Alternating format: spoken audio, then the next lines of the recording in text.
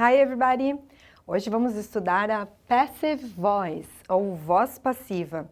É um conteúdo gramatical que existe também na língua portuguesa, voz ativa, voz passiva. E no inglês também é uma estrutura bastante utilizada, principalmente quando o mais importante não é quem faz o quê, mas sim o que foi feito. Então eles invertem, dão uma ênfase no que foi feito para a informação poder ser passada com mais qualidade e mais clareza. Então vamos começar pela estrutura. No caso aqui temos uma frase: English is spoken all around the world, que o inglês é falado por todo mundo. Então por que eu usei is spoken? É falado. Porque não importa quem fala inglês, mas sim a questão da língua ser falada por várias pessoas, diversas pessoas. Então eu dou uma ênfase nesse sentido aqui. Depois eu tenho aqui uma perguntinha, né? Were the plants watered last night? Eu estou perguntando se as plantas foram regadas noite passada. Então aqui nós temos a seguinte estrutura. O verbo to be no passado foi para frente e aqui eu tenho o particípio do verbo water. Aí vocês vão dizer, mas prof, teacher, water não é água? Tem muito disso no inglês, que às vezes um nome de uma coisa também é o verbo. Por exemplo, love. Love é amor e também é o verbo amar. Water é água, mas também pode ser o verbo regar, né? Dar água para as plantinhas. Então, no caso aqui, were the plants watered last night? Se as plantas foram regadas noite passada. Aqui temos mais uma informação que também foi colocada na voz passiva. Vocês sabem que o Brasil, em termos de moda, é um país muito reconhecido no mundo todo, né? Principalmente a nossa moda de praia, né? Então eu coloquei aqui, ó, Beautiful swimsuits haven't been made in Brazil for a long time. Que seriam lindas roupas de praia, né? Swimsuits, maiôs, por exemplo, têm sido feitos no Brasil por um longo tempo. Então, nesse caso aqui, a frase está no present perfect, na voz passiva. Porque são várias empresas, vários estilistas que fazem roupa de praia.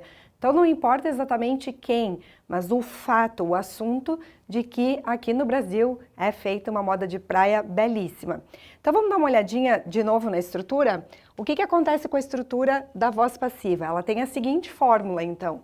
Eu vou ter o verbo be, vou ter um past participle, que seria o particípio. Então, ele é composto de duas etapas. E uma coisa bem interessante, quando eu quero imprimir a ideia de presente, passado, futuro, colocar, por exemplo, present perfect, futuro will, essas coisas todas, a parte do particípio, ela nunca muda. Ela fica sempre no particípio. Então, é a parte que indica a ação. Spoken, que é falado, watered, regado, made, feito, fabricado. Então, essa partezinha, ela fica sempre igual, sempre no particípio. E as indicações de tempo, elas serão feitas na partezinha onde eu tenho o verbo be.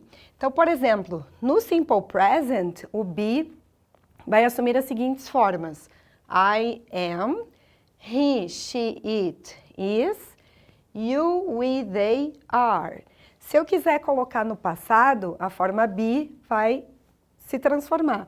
Então, para a pessoa I vai ficar was, he, she, it was, you, we, they were. Eu só vou mexer, então, na parte do verbo be. Por exemplo, aqui está no presente. English is spoken all around the world.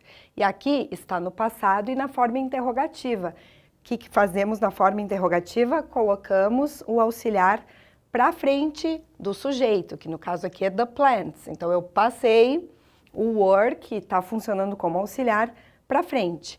Outra coisa bem importante. Se eu quiser, por exemplo, colocar um futuro nessa minha voz passiva, o que eu faço? Muito simples. Eu vou usar na parte do be essa expressão para todas as pessoas, will be, e depois o past participle.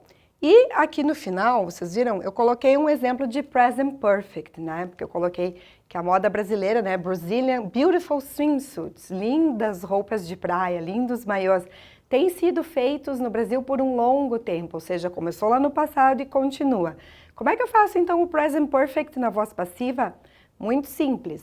Eu vou colocar para as pessoas I, you, we e they, eu uso have been. E para as pessoas he, she, it, eu vou usar has been.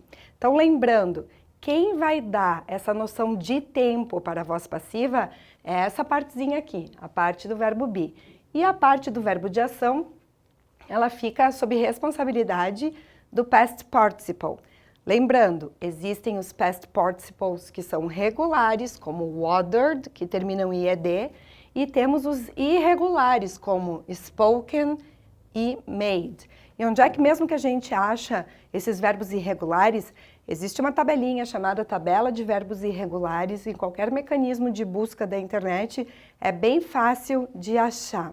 Então, aqui no final eu coloquei mais um exemplo para vocês entenderem como é que funciona essa questão do sujeito na passiva e como incluir, então, se eu quiser, a pessoa que exerce a ação na voz passiva.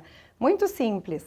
Vocês já olharam pela cidade, quantos prédios lindos tem, quantas construções modernas? Vocês já pararam para pensar que muitas dessas construções são criadas por arquitetas e designers mulheres? Então, imaginem quantos desses prédios, dessas obras, são mulheres que criam. E aqui eu coloquei um exemplo. A lot of modern buildings have been designed by female architects. Então, vamos traduzir? Muitos prédios modernos têm sido projetados por arquitetas. Então, aqui dá para ver bem direitinho essa questão do uso do have been, na voz passiva no present perfect, designed, que seria o particípio. E aí, temos o sujeito passivo, porque os prédios ficaram lá quietinhos, né? Eles foram projetados por outra pessoa, por alguém. E esse alguém, então, seria by female architects, que seria o agente da voz passiva no inglês. Mas no inglês é muito mais comum não haver o agente na voz passiva, muito mais comum dar essa ênfase ao que aconteceu e nem tanto quem foi que realizou a ação. Então, vimos aqui a voz passiva no inglês, com essa questão importante, né, de como o be é o responsável por indicar os tempos verbais e a forma do particípio que o acompanha. Até mais, pessoal. Obrigada. Bye, bye.